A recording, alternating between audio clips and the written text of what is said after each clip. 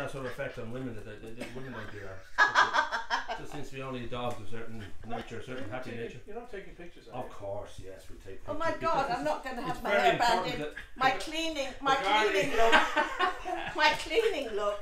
We should start off by saying I do want to talk a little bit about music itself, but this is this jazzing it up for Uganda. Wonderful night. It's a great cause. It's the great Caroline Jacobson and her husband Bob out in Uganda. They've been there for. I mean, I know they've set up different ministries and different orphanages, but it's pretty much been a lifetime out there that they've been working in one shape or another. For over 20 years. I think '84 was the first time they went out to sea. That's what I read, but I know it's been especially the last 10, 20 years, they've been really, really active, and it's great to give them some kind of recognition, because I didn't know about them until this popped up. Well, I don't know if it was the same for you, whether it was the lovely Jean that sort of let you know about it. Or? We hadn't heard about it, but we've both been kind of foot soldiers for years for causes. My mother always said never be a bystander, and I think it sunk in, so I've never been a bystander. Nice. But I do admire people who go out and actually do it. Yeah. Well, that's a whole different scenario. Yeah, I mean there is an element of it kind of salves our collective conscience. Yeah. The fact that somebody else is going out there and doing it, and the very least we can do to salve our conscience is to support them. Well, if someone else drives, we're happy to chip in for the petrol, you know. But if they're driving, that's great. You know, we all can't drive all that far and take that journey. But if we can chip in and help, that's great. Yeah, and it's a little bit better than just hitting the like button. That's the new kind of way of. That's right. I've done my bit. I hit a like button. That's sorted. And I'm on the way. I was talking to you briefly now when we met up down at the Whale, just with Jean, and just how I'm amazed. I like yourselves now. I would have kind of been involved in the music scene here and beyond, and I'm always amazed by, here's a town, it's 8,000 down in Greystones. There's many people who are either connected to art or love art, or there's a huge amount, and yet it's always been a tough thing to get people to come out in their own town and I think now more than ever, I think, because there's a great big chunk of huge CVs and cheap booze and. It sort of would seem, and wouldn't it be interesting to find that out if the people who aren't necessarily supporting the arts locally think nothing of getting in the car and going to the Three Arena or to Vickers. Yeah, there could be an element of that. It's a psychological thing. I've always believed that if we were sitting around at night and say we had a party here and 4 o'clock in the morning, someone took out a guitar and sang a song about a girl breaking up with him. And if the song was fine, it was like 2 minutes long, 3 minutes long, we're all happy that he sang. If we asked them afterwards, say, oh, that was lovely, who wrote that? If he said it was Bon Ivory, we'd say, oh, that's really nice. And if he said it was Phil Collins, we'd slap him. We'd think, well, what the hell are you playing a Phil Collins song for at 4 o'clock in the morning to us? Our perception of how we listen to an artist or how we listen to music can be affected by, if it's your cousin, you listen to it differently than if it's somebody from France. Or, maybe. I think, though, if you're brought up around music and if you're brought up in it's kind of very Irish families, even the ones who lived in London like I did, everybody did the song. Oh yeah. So you were listening to all sorts of songs because so and so had his song and she had her song and and everybody took a turn and they did their turn. So there wasn't that same. Oh, I don't like that because it's this. Yeah. Well, we're so fickle now because we can, at the flick of a button, we can just take away what we don't like, and we go down into, we don't listen to necessarily music that is outside our comfort zone, or we don't try out new things. And having said that, I think the internet's also wonderful for spreading music you would never have heard before. But I wonder, with something like the Whale, and obviously Alva's been doing great work with the Hotspot, there's others with the Beach House now that put on music every weekend. There is some culture there. There is there are people who do love going out to see live music.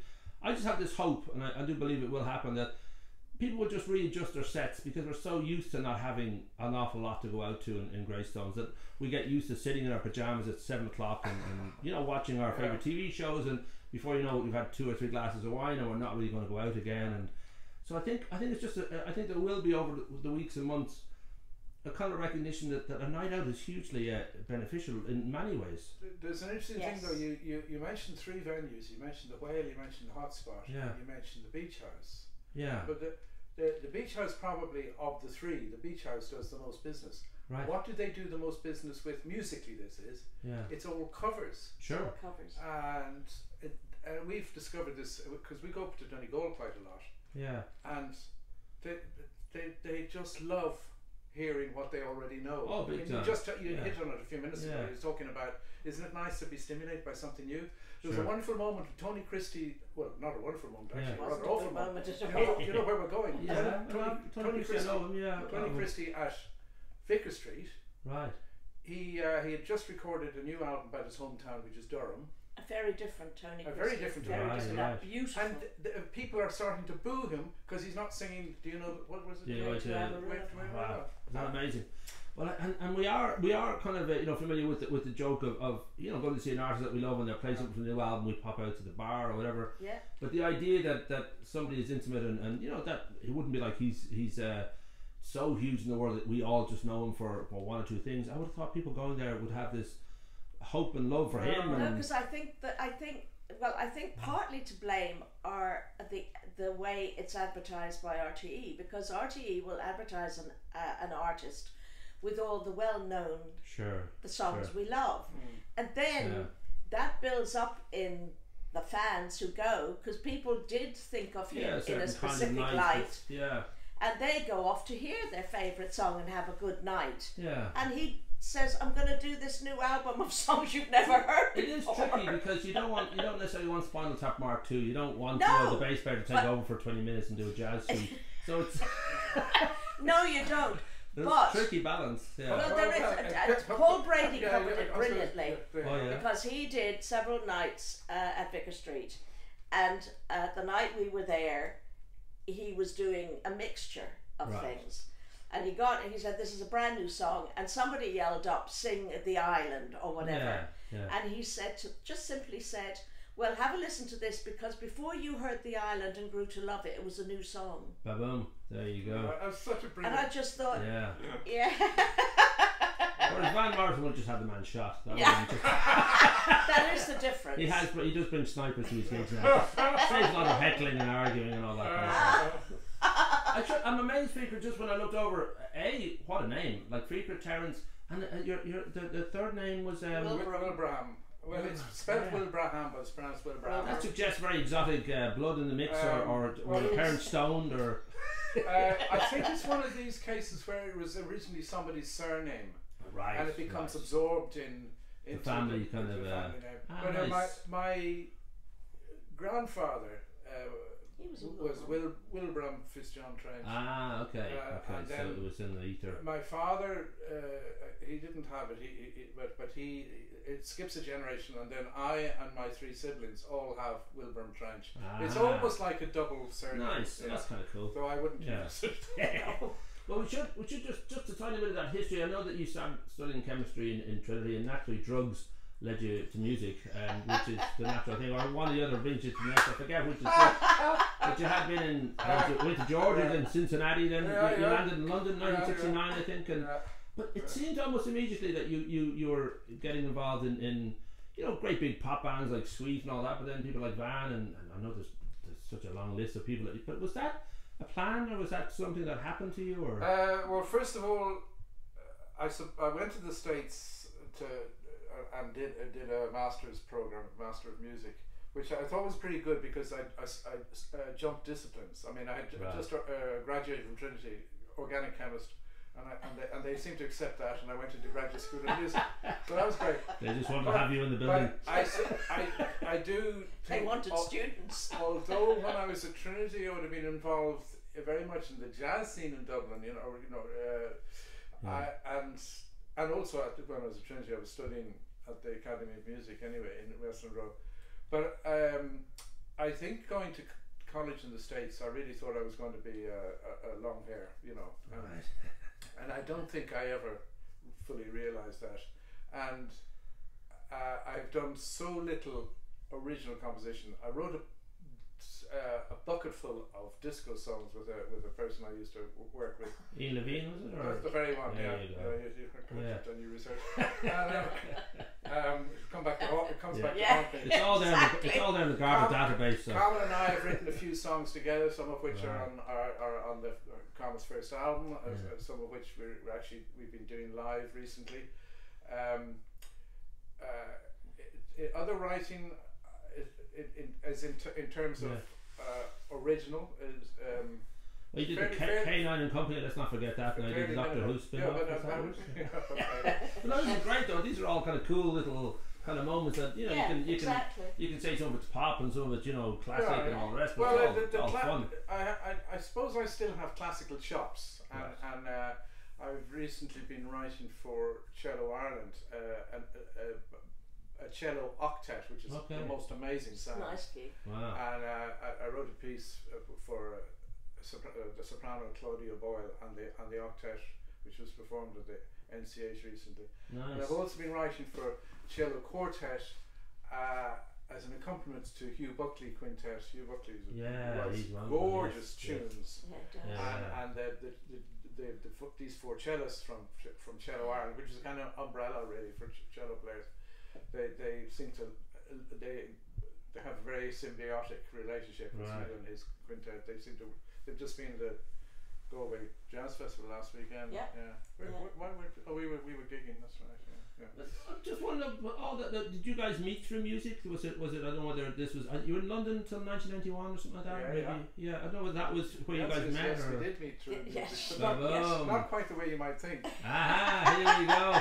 This is interesting. It wasn't a dance bar type of. Well, close. Fiachra worked occasionally with a band called Bees Make Honey. Right. We were in London at a wonderful time when the pub scene was huge and there were fabulous bands, and every weekend the places would be full listening to bands, and that's how I met Fiachra.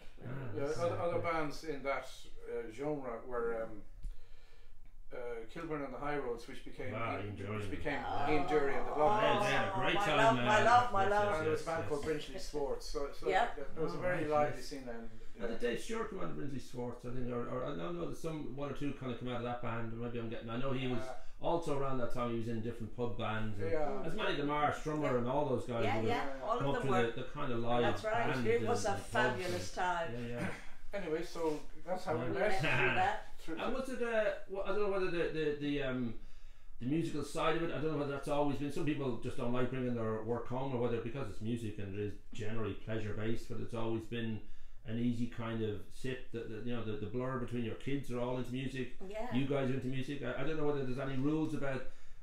During dinner we don't talk music or. No, there were never any rules. Right. And some days we're here and we don't listen to one scrap of music.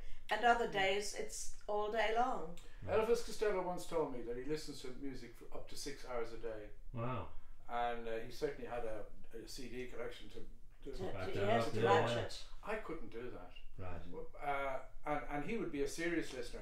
A lot of people have music playing through their lives all day long. They're on building sites. Sure. They're in offices. Where did I hear really loud music today?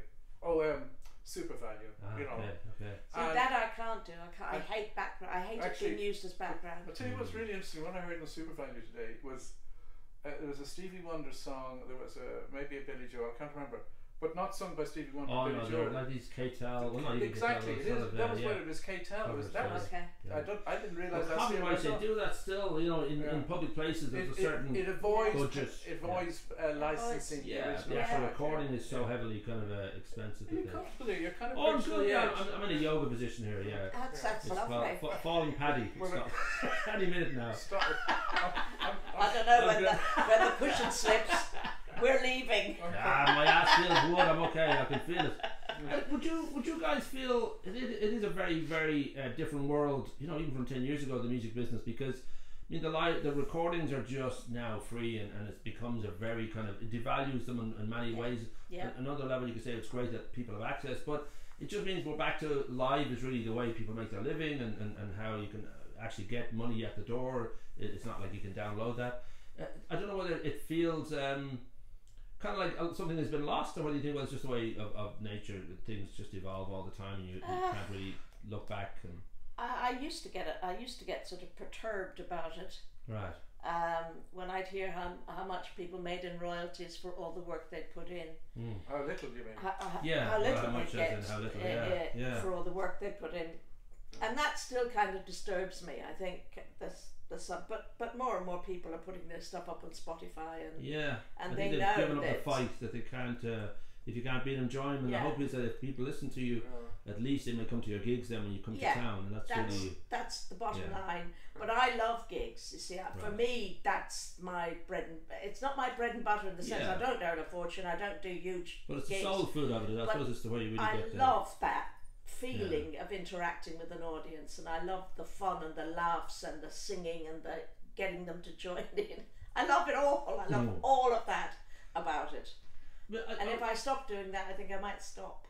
And I think that's the amazing thing, that what can be shared in a room, whether it's comedy or music or theatre, it's beyond the work itself when it's shared. In a room, it just becomes it's a sort of levitation of spirit and a levitation of the art form itself, and that just all blends into one. And that's why I hope, and I do think when people get a taste of what it's like to go out and join hands with the living, as opposed to staying in, staying in and watching TV and being in that rut of and that's comfort. It's beautiful stuff. I'm happy to do that some nights.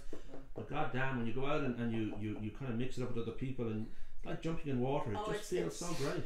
But it's also it is almost a spiritual thing. You come home on a high. Sure. Whether you're in the audience or on the stage. Yeah. That mix and that communing with each other. Oh yeah, and the shared experience is enormous. To beat it. Yeah. You said join hands. Join hands. That was Ronnie Scott. Oh, was it? Did he say that? Okay. Because we used to go there sometimes, and then I actually played there with a band a few times.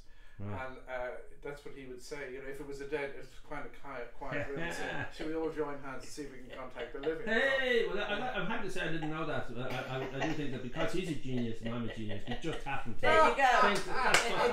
It came your way through an osmosis process. Yeah, and he was as he was a chancer as well. So yeah, he certainly was. That kind of idea of a long and beautiful career. I don't know whether.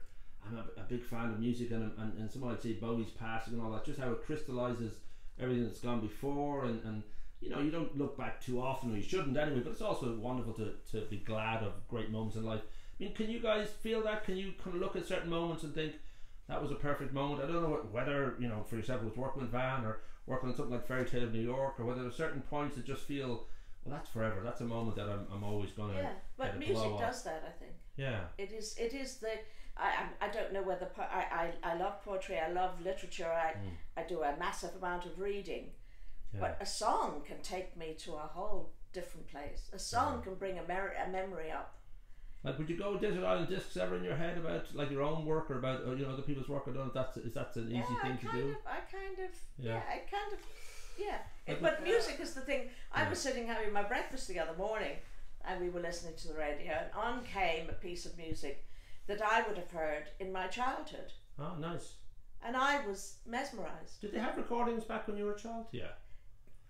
It's tough because they were so bad. There was the cylinder that went round. Yeah. And we had the wind up. Everyone's recording in a bucket. Yeah, they sound like they're sitting down. Talking about a memory, by the way, my mother had my grandmother's what was it, gramophone? Oh, right, nice. And we used to put there was those heavy records. Oh, yes. And one was called The Happy Policeman. Oh, I remember that. That was a big hit. There you go. Was he not the laughing policeman? Whatever he was, he was whatever he was called. He was happy. I have a wonderful memory as a child of winding that thing up, and he'd go, and everybody, and then we'd let it go down. We'd do it over.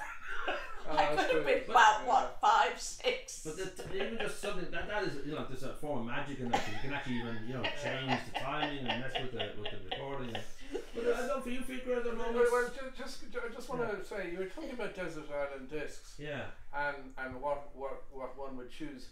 I remember there was a classical pianist, a concert pianist, and I think her name was Alicia La Rocca. I may be wrong, but.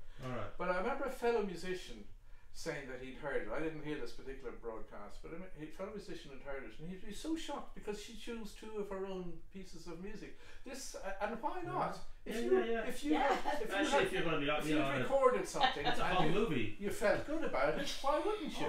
Exactly. But I think that's the sort of this not self denigration, but people. sort of not being discouraged from enjoying their own work. Sure. You know? And I think I used to think it was just an Irish ailment, and actually I went to a school which definitely encouraged it. You know, anybody who rose there above the parapet, you know. But I think actually it's a more universal thing. I think it is, because I think I went to the same school. Sure. It's a shame because I think absolutely don't make a T-shirt and walk around with it of your work or whatever. But at the same time, be very happy that it happened in your life, that you made something or were part of something that is beyond really your to be around when you're gone, and you had a good effect on people, and and that's got to be a great feeling when you come out of the room. Even I think you know sometimes that's beyond our expectation, and it's bigger than any of us in this room right now. I'll give you 3 instances of sort of magic moments, which I would say, and 2 of them are to do with musicianship and innate musicality. The first I can think of was we were doing strings for the Van album after Poetic Champions composed was called Avalon. Avalon Sunset. And it has Avalon Sunset was a track on a later album. Avalon, I think it was just called Avalon. I may be wrong. Anyway, we were doing the strings. It was the session in which we did Have I Told You Lately. Well, that's the thing. That was a big turning. I'm tired, Joey boy. But we got to Coney Island. And I looked at what was in front of me because I'm out in the studio, you know, directing the strings, and I said to Mick Glossop, who was Van's then engineer, who was in the box, right, in the controller, I said, just put on the light, meaning, let's just record this. Right. And I can still get it, I can feel it now.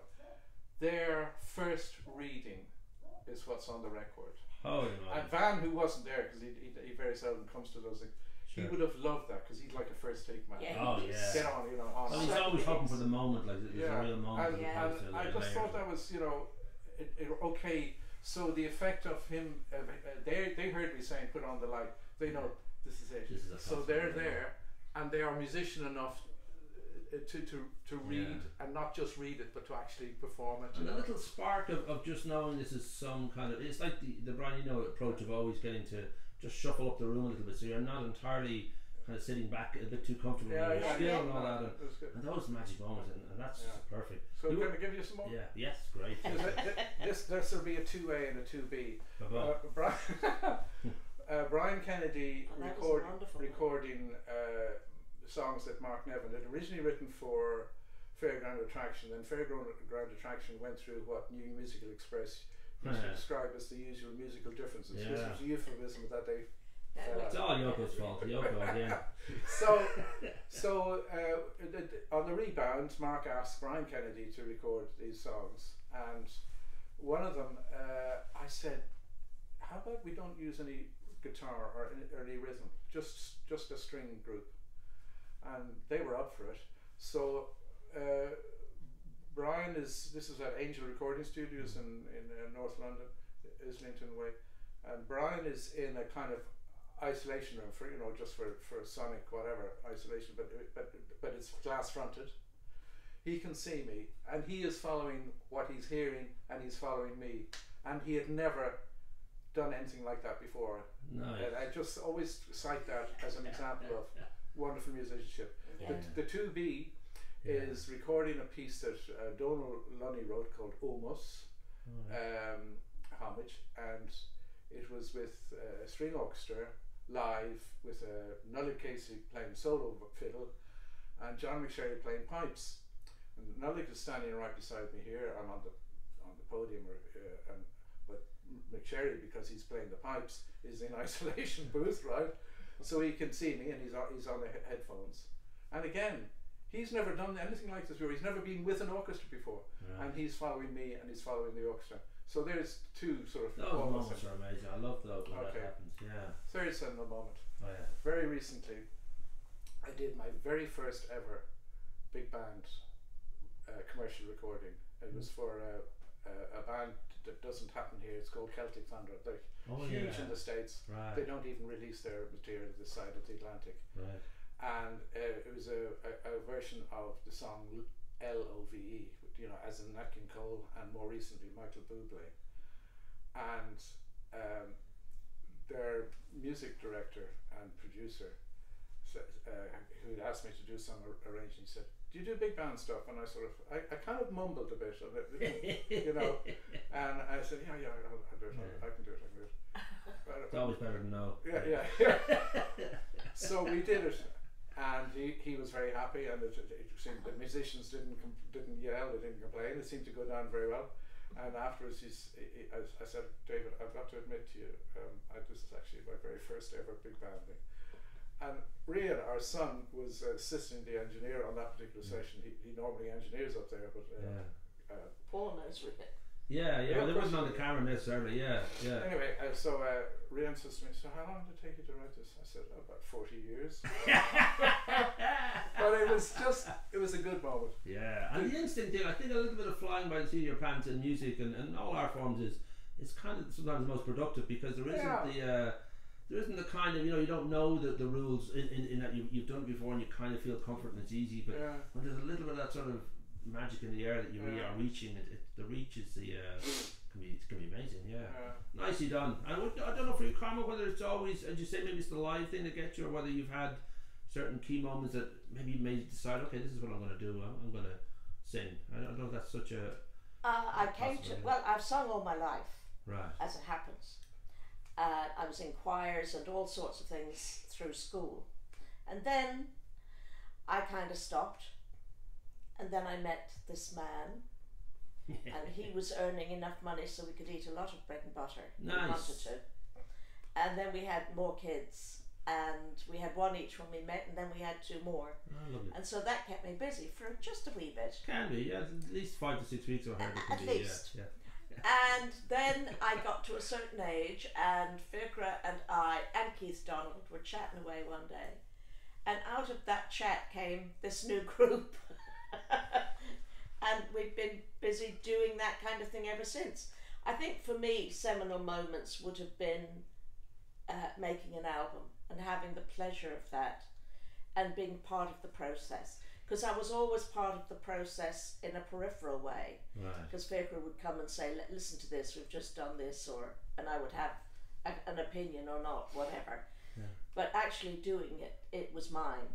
Would you be nervous? I mean, you're surrounded by people who know you and love you, and you've been doing it for a long time, but I don't know whether you get like a stage fright feeling, whether do you know, you never actually know when that's going to happen. Okay.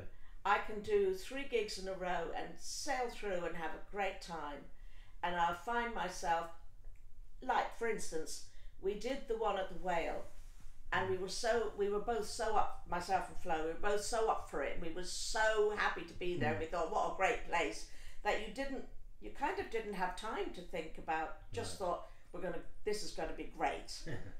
Right. Following night in Arthur's, I just thought, suddenly went through that.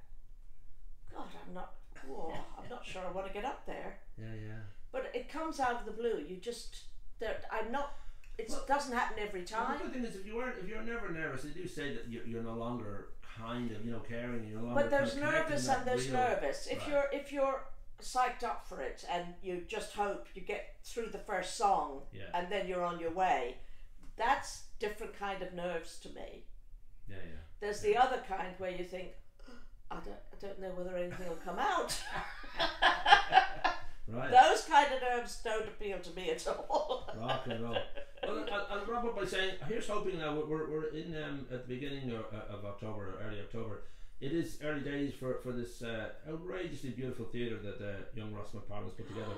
I just think I just feel in my bones there's a huge amount of people here. Just about everybody I know has a love or is involved in music or film and all the rest. So I really hope now over the next few months it just becomes obvious to people how wonderful it is that we have this. Well, what we would hope is that we had a great night last Friday. The following Sunday, you were there, Paul. Yeah. When Alan Smale and the Degani. at a good crowd, and it's ripples, isn't it? Yeah, it's a building thing as well. It's each one of those habits of a lifetime almost. If each one of those, I think people do. Sorry. I think you're absolutely right. Oh, yeah. Sorry. I mean, I'm a lazy swine. I mean, I don't go out very often. I mean, I'd say I've been in pubs and Greystones once every 3 But also, I think months. we've been through a time where really people couldn't go out. Right. They were. It was go out or pay. You know. Yeah. It was go out or have a meal at home so you could all eat. Yeah, yeah. So it became, for a lot of people, it became that desperate. Yeah. So people stopped going out. But before that happened, we did a gig in the old Greystones Theatre. Yeah. And had a very small and beautifully formed audience. Right. The next week we did a gig in the Mermaid, a little bit further away, and we had quite a nice size audience. Yeah. After the gig, I met loads of them outside because I come out and chat and all the rest of it, and most of them came from Greystones. The ones in and I said, but we were in Greystones last week, and they went, oh really? We don't go out much in Greystones. Yeah, I think it's partly because and it's like you go out on a date with somebody. If you don't have a good date, you don't necessarily want to go and see them again. So when a venue lets you down, or a night lets you down, or a town, you just go, I don't really feel like going back there again. So now that there is just this great concerted effort to make every night special, that's going to feel different. This is going to be a good date, when you go there. It's not going to be, well, I wish that worked and they're out of Guinness and the floor is too sticky. All of it's just. I think they've made a good start though. Oh yeah. I think their approach right from the off was a good approach, and they want people to know, and they'll do anything to get the message out there. And it's just making sure that each night is given some like attention. It's not just throwing somebody up on stage. It's making sure the night works for the artist and therefore by extension works for the audience. So there's a real sense of this is special. It's not just another gig. It's not just a night. You know what would really fascinate me would be to see acts who have been in the Greystones Theatre that was back again. I think Jack L is coming back around now. We're talking to him. Actually, Jack L was one of the few people who filled the old Greystones Theatre. But Mary Coughlin played to 25 people there. I know. There was there were Wednesday nights when they had those improv comedians, Coppinger. I know that. And Young Savage was out, and he only got. There were sometimes more of them on stage. Than they were in the audience. Well, I was amazed when Savage Eye, and one of the, it's like to me, I was False Victoria Weekly for this generation, a great TV show, and there's the man behind it all, and I think he played to 17 people in Greystones, and it was currently on RTE, doing very, very well and getting ratings. And I think it's just I just think it is that we're not, as a town, we've gone through periods for a long time now where people just don't go out. It's just part of the makeup of the town, and that just has to be slightly altered. Where, as I said earlier, just this joy that is out there with you. Yeah. Just meet up with a few friends, go out by yourself. You'll meet other people who are also happy to be out, and before you know it, you're kind of having a different kind of night that's going to stick with you. I mean, stuff like the Al Porter and on Sunday and all the gigs now, people have gone out there, and to them it was just a revelation that they had this in their town, and I think it'll be a build, especially now coming up to Christmas. What a great time to be able to just get away from relatives and all that. So I love the fact that I can go down the road. I love it. So I will lots. And just making sure now, you said you were going to do mainly on the Ugandan night. Now you're going to mainly play Prodigy, and what was else you said? I think it was Motorhead, because you said Lemmy's passing. Probably, yeah. So Ace of Spades, if you can do that. There you one go. especially. Okay.